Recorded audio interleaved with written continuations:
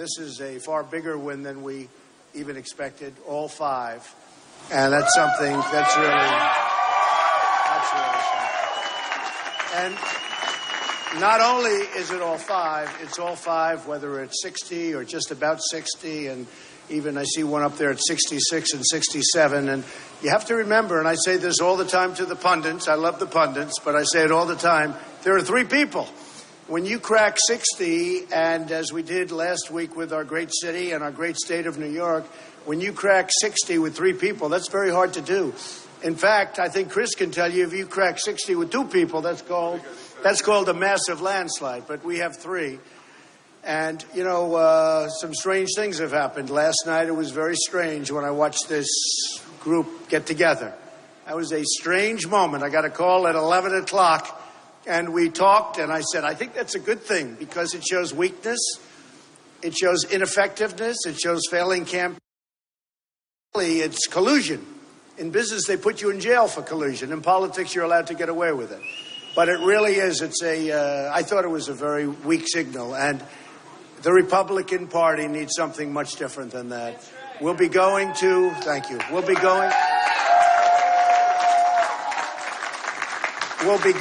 to Indiana. I'll be leaving tomorrow afternoon for just a long stay, and it's a great state. I have many, many friends there, and I have a coach, Bobby Knight, the great Bobby Knight, and we're going to be spending a lot of time with Bobby, and Bobby's an amazing guy. He's tough, he's sharp, he's smart, and he wins. He knows how to win, and the people of Indiana love him, and Bobby's endorsed me, and we're going to spend tomorrow night, and I think the next day with Bobby, so it's going to be a lot of excitement and fun.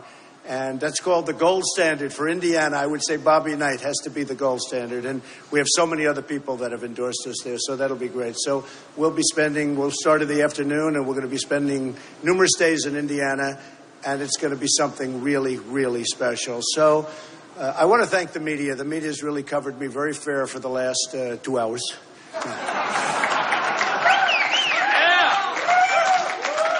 They've been really very fair over the last few weeks, and it's been amazing what's been happening. The crowds we've had are record-setting crowds, bigger than Bernie, but Bernie's second, I have to say. In fact, I suggested today, you probably saw that the Democrats have treated Bernie very badly, and frankly, I think he should run as an independent. Okay, and I actually do. I think they've treated him very badly, and the system is a bad system, and whether it's their system or our system, you look at what goes on. But, the best way to beat the system is have evenings like this, where you get record-setting votes, where you get record-setting delegates. I use the analogy of the boxer. When the boxer knocks out the other boxer, you don't have to wait around for a decision. So that's what it is, and that's what happened tonight. That's what happened last week in New York. And that's really what's been happening throughout. We have millions more votes, millions more than Cruz. We have millions more votes than Kasich. I mean, Kasich now, I guess he was 1 in 41. So now he's 1 in 46. Why is he here? I can tell you that if you look, Dr. Ben Carson did much better. He could have hung around and done very well. If you look, Chris Christie did much better. If you look, Marco Rubio did much better. In fact, Marco Rubio right now has more delegates than, Kasich. I mean, he's got more delegates, but so many others. I mean, they've actually done, all they had to do was hang around, but they thought it was inappropriate, and a lot of people don't like seeing it. It's like a spoiled person that just says, I'm just staying for whatever reason. So Kasich, and by the way, as soon as Kasich gets hit with the first negative ad, he's had none. Bing, that's the end of that. It's the only thing he can say. And today we came up even against Hillary, but we will beat Hillary so easily. And, remember this.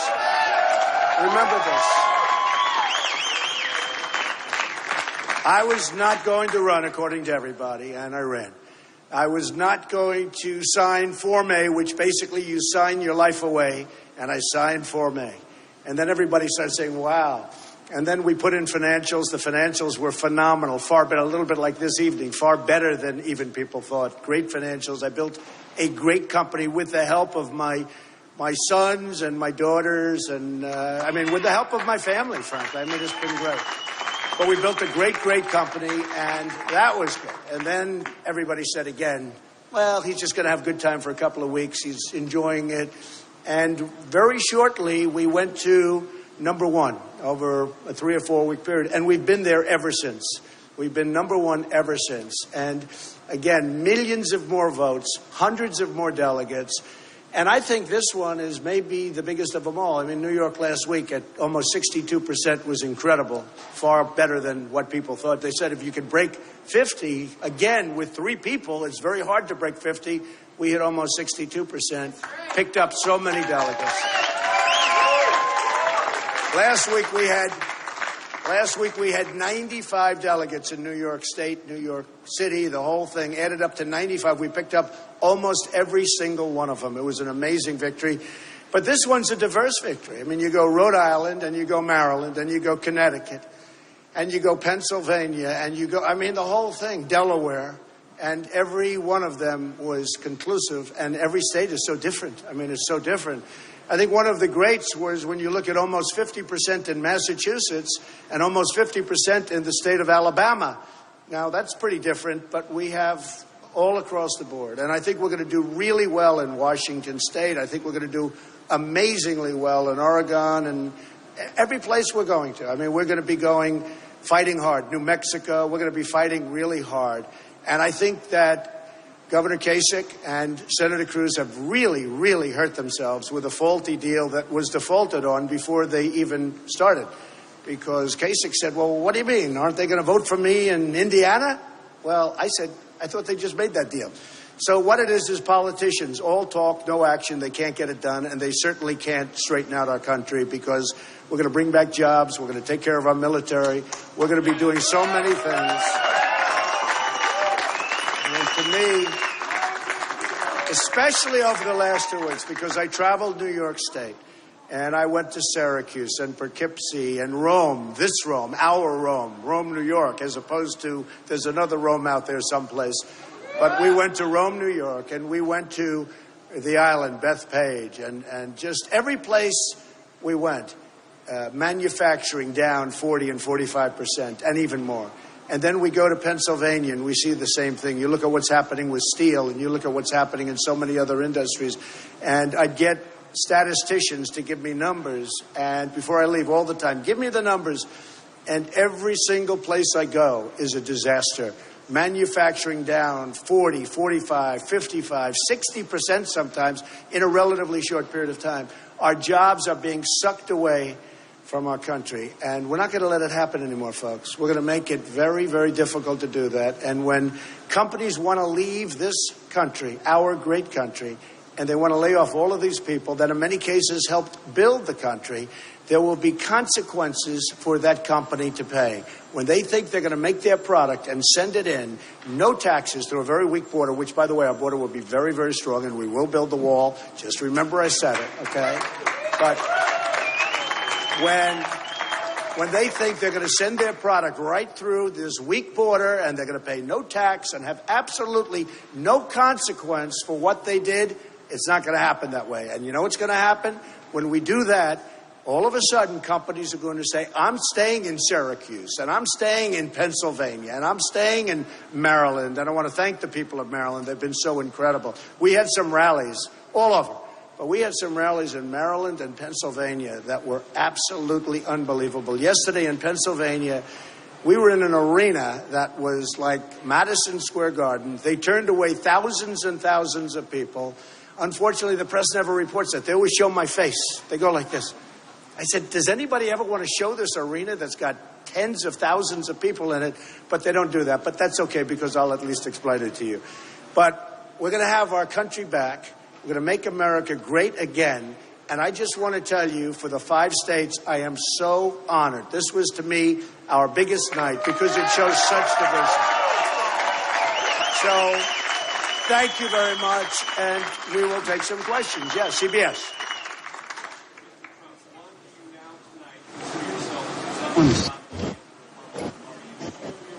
No, he's not on any mic.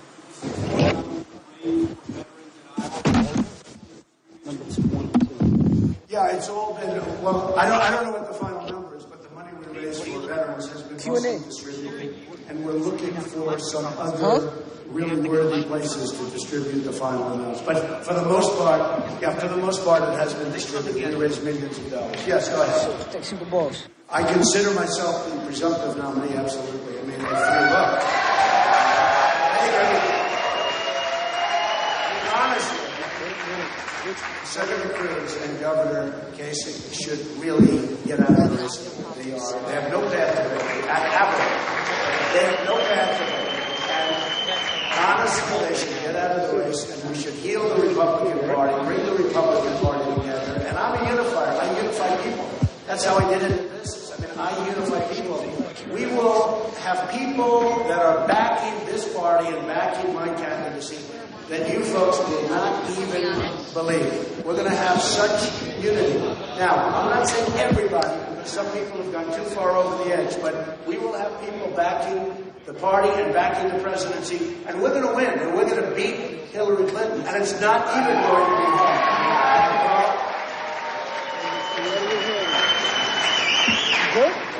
Thank you. Yeah. You have a mic that's feeding into it, and there's messing all the audio. One of these microphones here is open. The microphone in his hand. Give me this. Well, let me give you an example. Open It's a very good question. And of course, we look at different things, and I don't want to do that. And we're leading by so much, and I think we're going to hit the numbers pretty easily, and most people agree with that. And probably before we end the process, what it is a lot of room in between the convention and that. There'll be a lot of delegates available, and we're only going to be a tiny bit short, but I don't think that really will happen. But if you look at Pennsylvania, first of all, they have a man named Brock Reese, who is a tremendous leader. And one of the things with Pennsylvania, you know, we had a massive victory, 60%, above 60%. Pennsylvania has been amazing. We get 17 delegates outright, and then you have 54 or so delegates that are, you know, up for grabs. The one thing different with Pennsylvania, and I've been hearing about it, I've heard about it for years actually, is that the winner of Pennsylvania, there's a moral obligation, at least on the first round, to support the person that won. Now, we didn't only win, we won big. And again, we have to get in mind, you have the three people. And when you have three people to get 60%, that's almost unheard of. Honestly, if you had two people and you got 60%, that's a really big victory. So here you have a case where we have a great leader, great Republican leader, and you have a moral obligation in Pennsylvania that those people will, and all I care about is the first round. You know, when you people write about Cruz is going around giving people dinner, buying people everything, riding them around all over the place, getting them into hotel rooms, because he's looking for the second and the third and the fourth. I'm not really too interested in that because we're going to win on the first. I'm not looking to go second, third, fourth, but maybe I'm making a mistake. I mean, the truth is, even if this did ever go there, can you imagine if Donald Trump, because in California we're up to almost 50%, I think we hit 50 today, and they're at 18 and 16. I mean, there's a massive difference. So we're going to have a big California. I think we're going to do great in Indiana. Indiana is the home of Carrier Air Conditioning, which is leaving from Mexico, that I've been talking about for the last 4 months, long before I knew Indiana would be so important. And I'm saying that won't happen if I'm president. Carrier will not be leaving Indiana if I'm president. But I've been talking about this for a long period of time. So when you think of it, and the really unfair thing that the pundits never report, when I began the process, we had 17 people, very capable people like Chris, governors, senators, Dr. Ben Carson, very smart, tough, highly accomplished people. 17, a record in the history of politics, 17 people. So I go and I start winning, and I'll win New Hampshire, and I'll get whatever it may be, 32%. And people would say, why did he get 50%? I said, you can't get 50% when you have 16 people. Then I go to South Carolina. We have a massive victory. That was Cruz's stronghold, except I won it in a landslide. And I won it because of the evangelicals who backed me. The evangelicals have been unbelievable, and they backed me. So I won there. And we had 12 or 13 or 14 people. We had many, many people, and I got a lot. And then we went to Nevada, we went to the South, Alabama, with all of the people we had, we almost got 50%. Massachusetts, with all of the people we had, we almost got 50%. The pundits, I was watching tonight, the pundits never talk about the fact that these early states, especially, even now we have 3. 3 is unfair. You know, Hillary has 1. I have 3. There's a big difference. There's a big difference between fighting 1 person and fighting 2 people in terms of percentages. So what I'm saying is when you talk about the 1237 number, the first 70% of these things we had from 16 people and even 17 people to 10 to 8 to 6 to 5 to 4, and now we're at 3. So it's really unfair when you try and, I mean, I've always been very good at math. Nobody ever discusses that. When I watch the people on television, whether it's CNN, Fox, or any of them, and I watch, they never talk about the fact that we have all these people, and that if you got a 32 or a 35 or a 38, and you have 7 people running, that's that's like 75. So we are really honored by this night, and I'm really honored to have hit over 60 in virtually every race with 3 people in the race. Okay. Well, go ahead, Tom. I didn't want to bore you with that long thing, but I'm telling you, it's never discussed on television. Go ahead. Just this week, Senator Cruz announced he's come up with a short list of potential running mates. They've started the vetting process. He's wasting his time, Tom. Stop. List of running mates. In fact, I heard he had a news conference tonight, and I heard the news conference was for the purpose that he's getting out of the race. That's what I thought. And instead, he just had a news conference, more talk, you know. But no, I don't want to even think about it right now. I'm not doing that. We're going to set up a committee at some point in the not too distant future. But I just don't want to think about it right now. I want to finish it off. Governor Christie be on your list of names? Well, I think he's fantastic. I think Chris Christie is fantastic. So certainly, he would be somebody.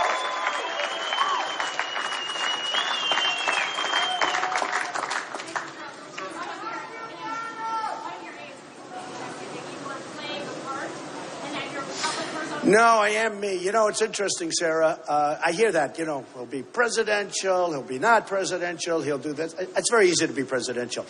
By the way, much easier, but I'm not playing a part. Look, I started off with 17. I'm down now, I'm winning it. It's over. As far as I'm concerned, it's over. These 2 guys cannot win. There's no path. So why would I change? You know, if you have a football team and you're winning, and then you get to the Super Bowl, you don't change your quarterback, right? So I'm not changing. I think we're going to do great in the general. Well, I may act differently, but my thought process is the same. You know, when I speak to a group of 10 people in a conference room, I'm not going to be speaking the same way I spoke in Pennsylvania yesterday to 25,000 people. It's a very different thing. But I'll be saying very similar things. Yes, go ahead. Well, as to kind of follow up on that point to some extent, as you shift your focus, say, to this foreign policy speech. I'm doing a foreign policy speech, yes. More formal setting. Yeah, which I look forward to. More serious topic. Are you concerned to some extent that you lose your more enthusiastic long-term supporters? Well, it's an interesting question. I've had many people write in, tweet in, modern way of writing, but write in, tweet in, call in, please don't change, just stay the way you are. So, look, I'm not changing. You know, I went to the best schools. I'm like a very smart person. I'm going to represent our country with dignity and very well. But I don't want to really change my personality. I think, you know, it got me here. Somebody said, if you changed and if you were that way, you wouldn't be maybe where you are right now. You know, we beat a lot of people. A lot of people are sitting back saying, what happened, darling? Why are we sitting here? We're watching television. Don't forget, when I announced, there were many favorites that were going to win. One of those people raised over $100 million in a PAC and a lot of money personally. Others had other big advantages, governors of major states, et cetera, et cetera. They were all going to do great. But one after another, and here we stand with big 5 victories over 60%. David? Tonight in her speech, Hillary Clinton took a chunk out of you and basically said she's going to have a theme of I love Trump and hate. How do you fight back against someone who calls you a hateful person? Sure. I mean, I call her Crooked Hillary. She's crooked. She'll be a horrible president. She knows nothing about job creation. Her husband signed NAFTA, which destroyed this country economically, I will tell you. You look at New York State, you look all over New England, you look at Pennsylvania, NAFTA was a disaster. Her husband signed it. And it was a disaster for this country. Hillary will be horrible, absolutely horrible on economic development. She will be terrible on jobs. She knows nothing about jobs except for jobs for herself. And when it came to answering the phone, at 3 o'clock in the morning, she was sleeping, okay? She wasn't, with Benghazi and all of the other problems. You look at what she did with Syria. You look at what she's done in so many different ways. She will not be a good president. She doesn't have the strength. She doesn't have the stamina. I know about dealing with China. I've made billions of dollars dealing with China. China can be dealt with, and you can get along with them. But Hillary does not have the strength or the stamina to deal with China or other things. But bottom line is, one of the big problems our country has is problems with trade, where you have China, Japan, Mexico, so many countries just ripping us left and right. The politicians cannot handle that problem. Two reasons. Number one, they don't have the competence to do it. Number two, most of them are paid off through campaign contributions so that they don't touch certain things that the people want touched. When people are making less money in real wages than they were 18 years ago, and then some people say, wow, he had a big crowd. That's one of the big reasons. I mean, you have people making less money today, as you know, because you see every stat. Less money today, David, than they made 18 years ago. And in some cases, they're working two jobs. So they're getting older and they're working harder. Shouldn't be that way. You're not worried at all, though, about being labeled? No, I don't worry about it. No, I don't worry. I'm not a hateful person. I'm a person that loves people. And make America great again. I mean, that's just the theme. I mean, she's going with that because she thinks it's great. I'll do far more for women than Hillary Clinton will ever do, including, remember this, including protecting our country, because she will not be good with the military. She will not be good with protecting our country. And she's had her shot. And she also raised her hand when it came to Iraq, and she shouldn't have voted. And if you remember, just take a look at the things that Bernie Sanders was saying about Hillary Clinton. She said she's not qualified. He said she is not qualified to be president. But he said something else that was, because qualified, what's qualified? I mean, you got to go out, you got to run, and you see what happens. But he said some things about her that were so incredible, and so incredibly bad. There's a great level of hatred right there, but he's been telling the truth. And I really mean it. I think Bernie Sanders should run as an independent. I think he'd do great. Okay. You just described yourself as the presumptive nominee. Is there a level of frustration that the party isn't seeing you that way, even after a night like tonight? I think the party is seeing me that way. I'm getting calls that, as I said, you wouldn't believe. I'm getting calls from people that I really can't even know how they can do it because they've said such horrible things about me, and now they want to join the team. Chris can tell you that. Ben Carson can tell you that. Other people can tell you that. I'm getting calls. Corey can tell you. Paul can tell you. We're getting calls from people where I actually say, how could you do this? How can you do this? How can you do it? And they have no problem. But the fact is, names that you wouldn't believe, names that you interview and say, oh, Trump, Trump, Trump, and now they're calling they want to join the team. Oh, a lot of them will be coming out soon. They want to come out very soon, yes. Thank you very much. So your foreign policy speech tomorrow. First of all, I just want to find out what you're hoping to accomplish with the speech. And also, can you give us all a little bit of a preview about the conversation? Sure. I mean, tomorrow's going to be, I think, interesting. It's going to be some of my views on foreign policy and defense and lots of other things. So we'll be discussing, and part of it is the economics. I mean, I was asked a question recently by Wolf Blitzer on CNN, and he talked about NATO. I gave a great answer. I gave an answer that at first people didn't like, and then they said, you know what? Trump is right. Experts said. I said it's obsolete, and too many people are getting a free ride because we're funding 73% of NATO. You have 28 countries, and many of these countries are just taking advantage of the United States. And you have to pay up because we don't have a country with $19 trillion in debt that can afford this anymore. You have to pay up. And part of what I'm saying is we love our countries and we love our allies, but our allies can no longer be taking advantage of this country. This isn't 40 years ago and it's not 20 years ago. This is now.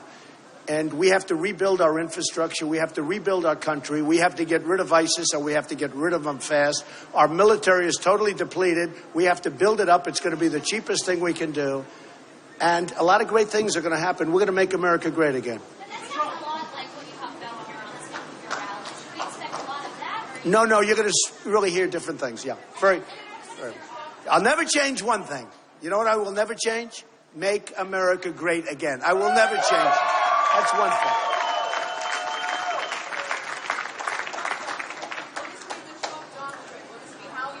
No, it's not going to be the Trump doctrine. And you know what I say? It won't be the Trump doctrine because in life you have to be flexible. You have to have flexibility. You have to change. You know, you may say one thing and then the following year you want to change it because circumstances are different. And I've followed people for years, and I have friends that are the most successful people in the world. Many of them are endorsing me. Carl Icahn, many of the great business people are endorsing me. You have to have flexibility. You can't say, this is my doctrine, I will not move, because the world changes, countries change, leaders change, lots of things happen, so you can't say that. Okay, yes, sir, go ahead. Mr. Trump, when you talk about winning in the last few races on, we're talking about the ceiling that you had, you've definitely blown through that. We don't have a ceiling. You know what our ceiling is? I think it's 100%. We don't have a ceiling. And again, the ceiling was always so unfair because I'm going to just do it again because I want to do it because it's so important. But the wait a minute. The ceiling, they kept saying he doesn't hit the 50%. Well, now they don't say that anymore. But how do you hit 50% when you have 16 people in a race? You can't do it. We're talking about it just here in the Northeast, New York, Pennsylvania. These are places. No, you don't understand. I have many people running. How are you going to win these? I think I'm going to win New York. No other Republican can say it. I think I'm going to win. Excuse me. Conservative voters. Did you see the polls where they're coming out tonight? The most conservative people in the Republican Party tonight back Donald Trump. The most conservative. Okay, the most. Got to see the polls. Go ahead.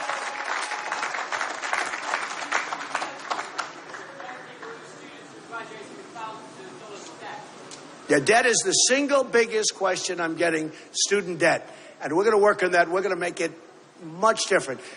The biggest problem the students have, they have the problem with debt, but they go to a good college, they borrow right up to here, and they're choking on debt, and they graduate, they work hard, they get good marks, and then they can't get a job. I'm going to bring jobs back to this country like you've never seen. That's the biggest problem.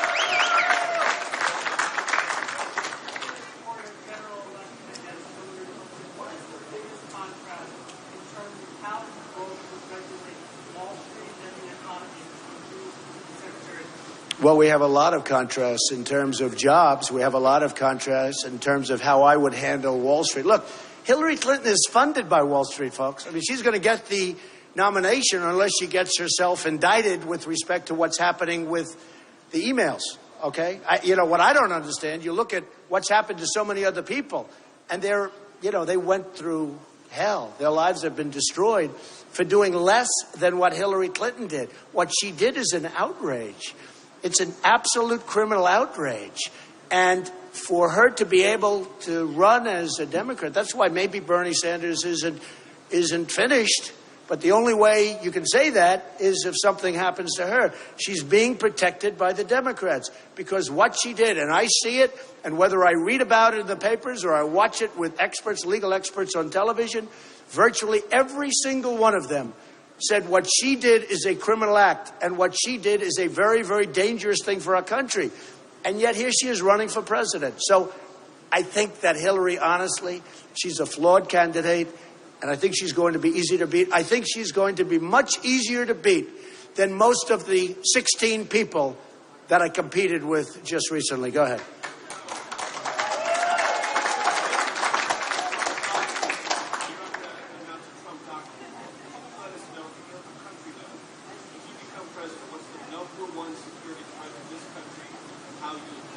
To me, always the number one security threat to the United States is nuclear.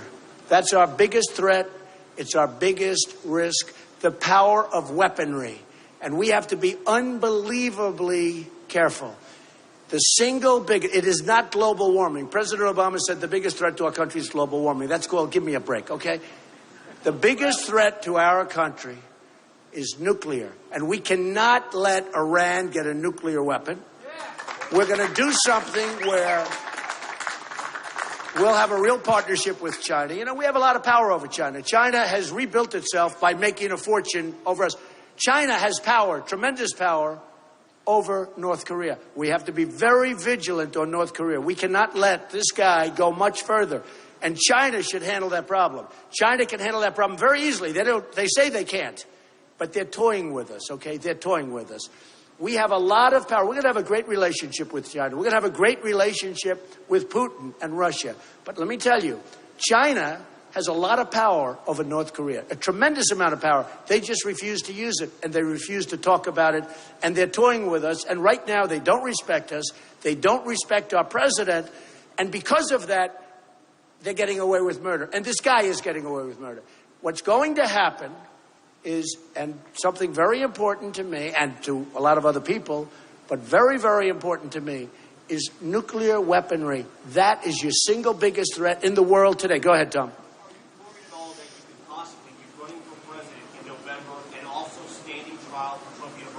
No, that's a civil case, very simple. I'm going to win that case very easily. Yeah, go ahead.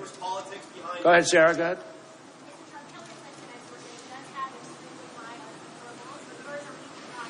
Well, my unfavorables have come down a lot over the last few weeks. Well, remember this. Okay, I saw it on all of the cable stations and a lot of the networks, and I read it in a lot of papers. I've had 55,000 negative ads against me. When I ran in Florida, I had 14,000 negative ads, millions and millions of dollars, and I won in a landslide. I've had negative ads all throughout, and I've won races in a landslide, okay? In a landslide. You know it, you report it, you all report it. I'm not, even Carl would agree to that, right? I mean, landslides. And yet I have this tremendous amount of, you almost say, do ads mean anything? I think we're going to hurt the industry pretty much, because people are going to say, what does an ad mean? But I've had, now, largely the ads were false. A little truth to some of them, perhaps, but largely false. But I had 55,000, 100 million, and even more negative ads. Even in New Hampshire. I mean, Jeb spent millions and millions of dollars on negative ads, and I won New Hampshire in a landslide. No. But now what's happening is most of these people that have been fighting me are gone. And when I'm one-on-one with Hillary, she will be, as I said, easier to take down, much easier to beat than the people, many of the people that I've already beaten. Okay.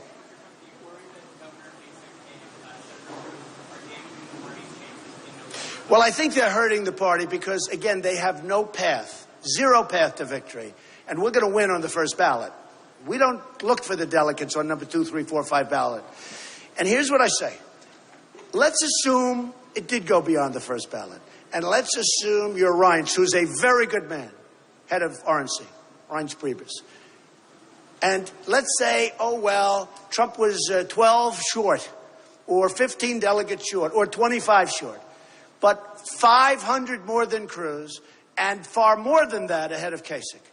So you go to a second ballot. Now, Trump by that time will be 5 million votes because of California and the size of California, and I think Indiana and other places. Trump by that time will be 5 million votes ahead of Cruz. Will be much more than 5 million votes ahead of Kasich. I mean, Kasich should be he'd go to get. I call him one. Now I change it. Now I change it to 1 in 46. I mean, how do you stay in a race? And I would have won Ohio had I not been given a dirty poll saying that Florida was tougher than I thought. I stayed in Florida for 2 more days instead of going to Ohio. If I spent 2 more days in Ohio, I would have won it. Okay. How do you pick a man on the second or third or fourth ballot who has millions of votes, 5, 6 million votes, less than Trump, and I'm the one that brought all these people into the party. That's why the Republican Party is up almost 70% from 4 years ago. And you know what's going to happen? Those people, at a minimum, they're going to be very upset, very angry, but at a minimum, they're just not going to vote. They're not going to vote. So how do you do this? How do you say, okay, Trump won by 5 million votes. Trump is 5, 6, whatever, 100 delegates more than Cruz and much more than that having to do with Kasich. And he brought millions of people into the party, and everybody is talking about the party worldwide, how hot the Republican Party. You know, some people used to say it stayed. Well, the Democrats are 35% down from 4 years ago. The Republicans are almost 70% up from 4 years ago. So, I mean, that's an amazing tribute. And that's not because of Believe me, that's not because of Kasich or Cruz. That's because of me. So here's the thing. How do you say to them, we're going to choose a man that lost by 5 million votes and 500 delegates. We're going to take him because Trump was 14 delegates short of winning in the first ballot. I don't think you can do that. Now, with that being said, I intend to get enough delegates. But that's it. Okay. Yes, ma'am. One more question. Go ahead. And by the way, I want people to come into our country, but I want them to come in legally. They have to come in through a process. So I will do one more.